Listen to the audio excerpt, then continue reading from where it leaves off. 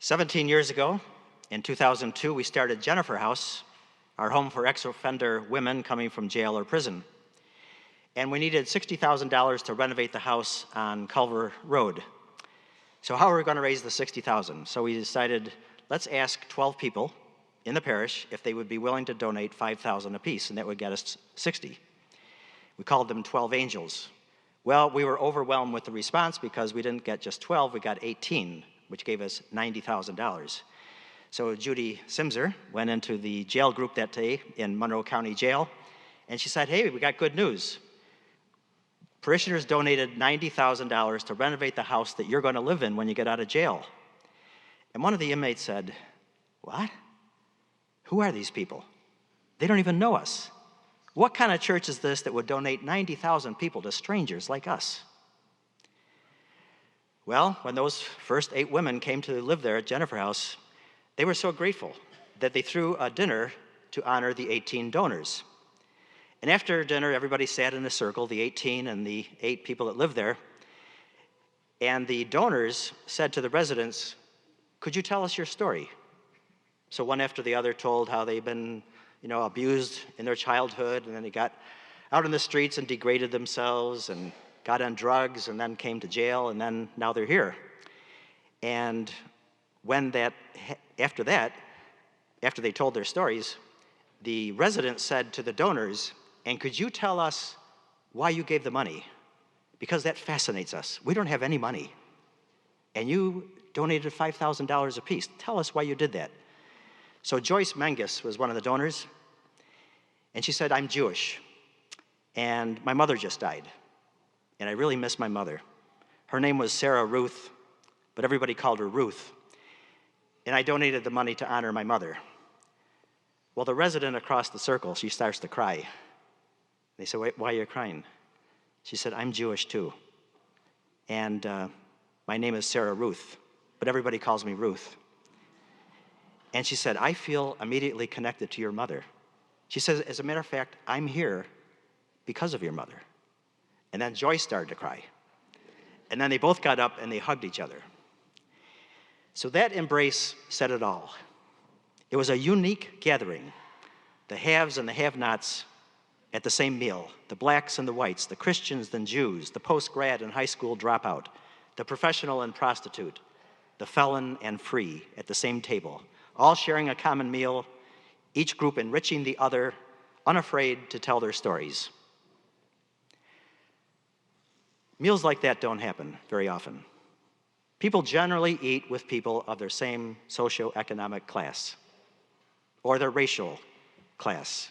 Black people eat with black people, white people eat with white people. But Jesus advocated an open table fellowship.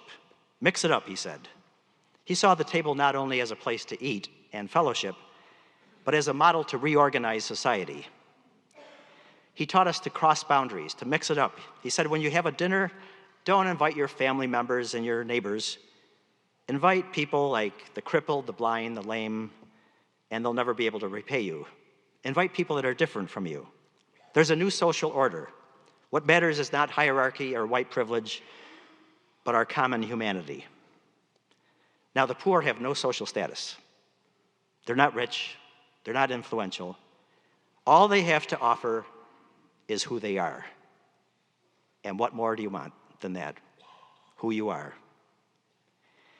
Not only did Jesus teach us to mix it up when we get together for meals, he practiced mixing it up. He ate with delinquents, lawbreakers, prostitutes, the uncircumcised, you name it. He sat with everybody. And by doing this, he upset those who control the social order. The rich, the elders, the pious, the religiously correct, the Roman Empire. They were threatened by his crossing the boundaries. Now this is Jesus' unique social protest. Sitting at a table with people he wasn't supposed to be with. Sitting in places he wasn't supposed to be. Jesus invented the sit-in.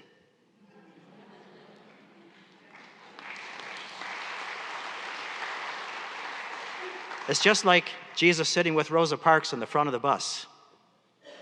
It's like Jesus chaining himself to the asylum seekers in the detention center at the border. It's like Jesus sitting at the lunch counters in Alabama where the blacks were prohibited. He was a master of the sit-in. The gospel today says the tax collectors and sinners were listening to Jesus, and the Pharisees began to complain, "Hey, he's eating with sinners." The next word is therefore. Therefore, he told this parable. They were upset that he was crossing boundaries. Therefore, he told this parable. They were scandalized that he was befriending sinners. Therefore, he told this parable. They were concerned that their privileges were being threatened. Therefore, he told this story. And actually, he tells three stories: the parable of the lost sheep, the parable of the lost coin, the parable of the lost son. And we are familiar with all of those. First, the lost sheep. The shepherd leaves the 99 out in the desert and goes after the lost sheep. The shepherd rejoices when he finds it. What's the point? God's happy when the lost is found. God's happy when the outsider becomes the insider. God is happy when the marginalized find a home, when those who are depressed and giving up on life are restored.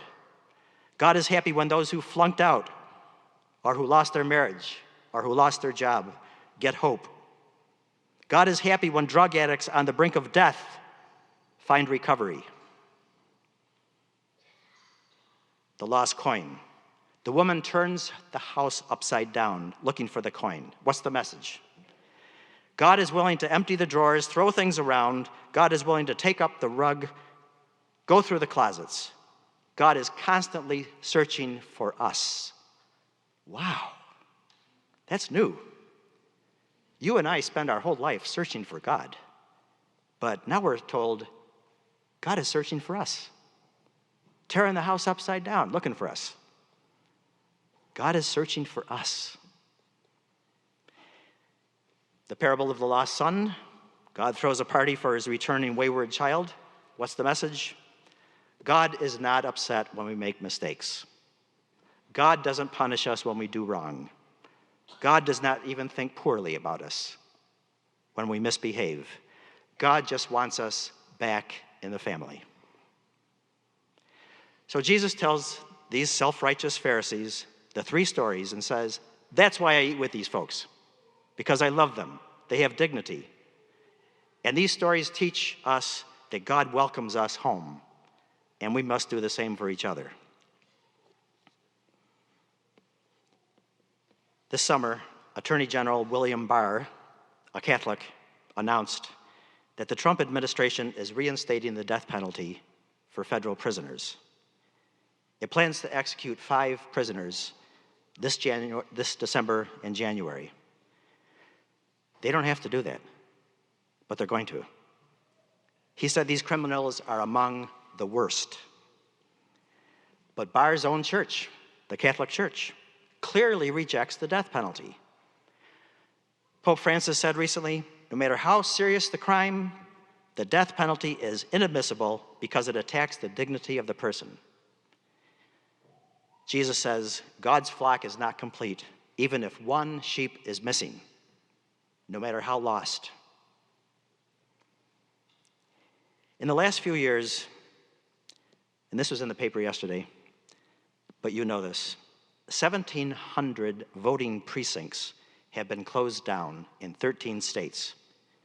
Some counties in the South now have only one place to vote, one voting place in a county covering hundreds of square miles. Can you imagine if Monroe County had one place to vote and you had to go to Hamlin to vote, or you had to go to Honeyi Falls to vote? It's an effort to suppress voting in Black and Latino communities. What other democracy limits voting? What other democracy is trying to suppress the vote? Jesus says God's flock is not complete, even if one sheep is missing, no matter what color. But let me tell you some good news. You know that the inner loop has been filled in, and one of the first buildings completed is called Charlotte Square on the Loop. and the ribbon cutting is September 24th. This nice, beautiful building is a partnership between Home Leasing, Spiritus Christi, and the New York State Housing Initiative. Out of these 55 brand new apartments, 8 of those new apartments have been reserved for graduates of our programs. The mental health program,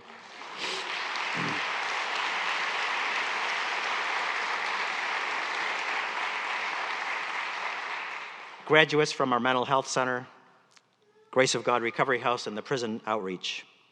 Jim Smith will be the case manager for these 8 people. So here it is, one new building with mixed incomes, and directly across the street, on Charlotte Street, our homes selling for $450,000. When the folks buy their houses for $450,000, they're told up front, hey, by the way, your neighbors across the street might be making $10,000 a year or $20,000 a year, and they might have spent time in jail or in rehab, and they go, that's cool. That's cool. They're okay with it. They're happy about it. Mixed housing for the rich and poor, crossing the boundaries. Jesus has to be smiling. So today, Jesus answers the question, who can you share a meal with? Who can have a place at the table? Who can be part of the community? With Jesus, there's no in-group or out-group, only a common humanity. God welcomes each of us, no matter how imperfect we are, and all God is hoping for is that we'll do the same. Amen.